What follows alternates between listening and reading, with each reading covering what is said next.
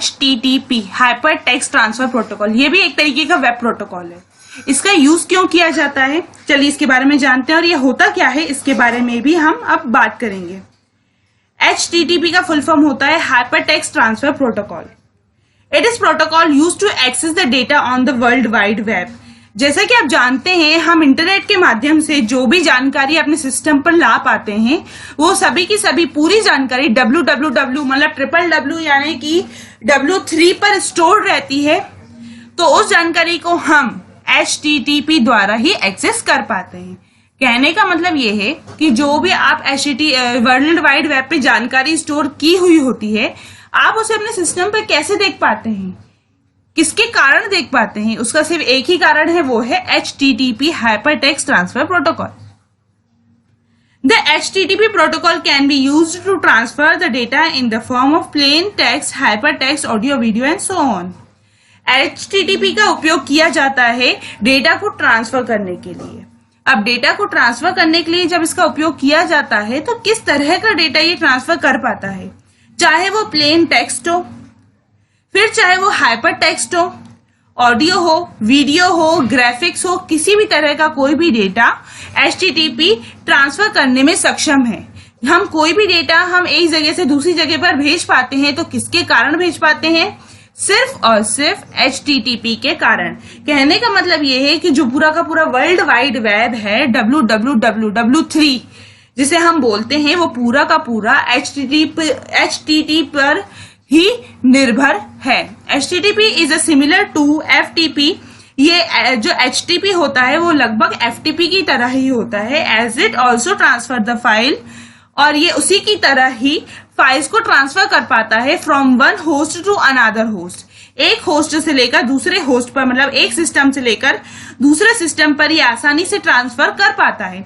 But HTTP is simpler than, जो HTTP है FTP से बहुत ज्यादा सिंपल है, as HTTP use only one connection. और ये क्या करता है, डेटा और फाइल को ट्रांसफर करने के लिए सिर्फ और सिर्फ एक ही प्रकार के कनेक्शन को यूज करता है।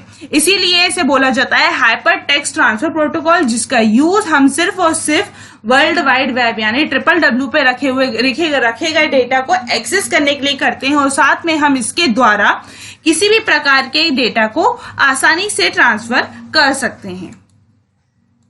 अब हमारा अगला प्रोटोकॉल है वो है UDP, जिसे हम बोलते हैं यूजर डेटाग्राम प्रोटोकॉल। अब ये क्या करता है इसके बारे में बात करते हैं। It is a transport layer communication protocol. ये एक प्रकार का ट्रांसपोर्ट लेयर कम्युनिकेशन प्रोटोकॉल है। It is a connection less protocol. ये एक प्रकार का कनेक्शन लेस प्रोटोकॉल भी इसे बोला जाता है, which means at the time of data transfer. इसका कहने का मतलब ये है कि जब हम डेटा को ट्रांसफर करते हैं किसके बीच में, सेंडर और रिसीवर के बीच में, तो ये क्या करता है, दोनों के बीच में किसी भी प्रकार का कोई भी कनेक्शन स्टैब्लिश नहीं करता है। It can transfer data directly. ये क्या करता है, हम जो डेटा भेजते हैं इसे डायरेक्टली ट्रांसफर करता है। इन UDP data will be transfer in data packets. हम जब भी UDP के द्वारा डेटा को ट्रांसफर करते हैं तो वो छोटे छोटे से डेटा पैकेट्स के माध्यम से ट्रांसफर हो पाता है, और उन डेटा पैकेट्स को क्या बोला जाता है, डेटाग्राम बोला जाता है। It doesn't give guarantee to user for the data transfer. और साथ में मैं आपको बता दूं, यदि हम UDP के द्वारा डेटा को ट्रांसफर कर रहे हैं तो वो हमें किसी भी प्रकार की सक्सेसफुली डेटा ट्रांसफर की गारंटी नहीं दे पाता है।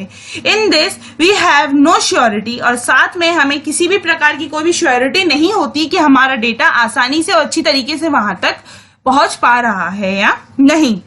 At the time of occurring error it doesn't show any error message. और जब हम डेटा को ट्रांसफर करते हैं और किसी भी कारण से डेटा ट्रांसफर नहीं हो पाता है तो यह हमें किसी भी प्रकार का कोई भी एरर मैसेज नहीं देता है। तो यही इसमें थोड़े से ड्रॉबैक्स होते हैं किसमें, यूजर डेटाग्राम प्रोटोकॉल में, जो कि सेंडर और रिसीवर के बीच में किसी भी प्रकार का कोई भी कनेक्शन स्थापित नहीं करता है। और साथ में जब हम डेटा को ट्रांसफर कर रहे हैं तो ना ही ये हमें किसी भी प्रकार की श्योरिटी देता है कि हाँ डेटा ट्रांसफर हो भी पाएगा या नहीं, और ना ही यदि अगर हमारा डेटा ट्रांसफर नहीं हो पा रहा है तो ये भी हमें किसी भी प्रकार का कोई भी एरर मैसेज नहीं देता है।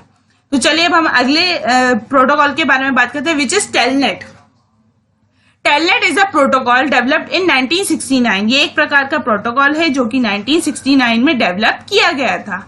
That provide command line interface, जो कि हमें एक प्रकार का कमांड लाइन इंटरफेस प्रोवाइड करता है by which we can access any computer from far away, और जिसके द्वारा हम कहीं भी किसी भी जगह पर बैठकर दूर रखे गए किसी सिस्टम पर एक्सेस प्रोवाइड कर सकते हैं। For this we have to do remote login and for establishing connection this type of connection telnet protocol is used। और दूर रखे गए किसी कंप्यूटर पर काम करने के लिए हमें क्या करना होता है, उससे कनेक्शन स्थापित करना होता है ताकि हम उस कंप्यूटर को एक्सेस कर पाएं, जिसके लिए हमें इस कनेक्शन एस्टेब्लिश करने के लिए रिमोट लॉगिन करनी होती है, जो कि बहुत ही ज्यादा जरूरी होती है।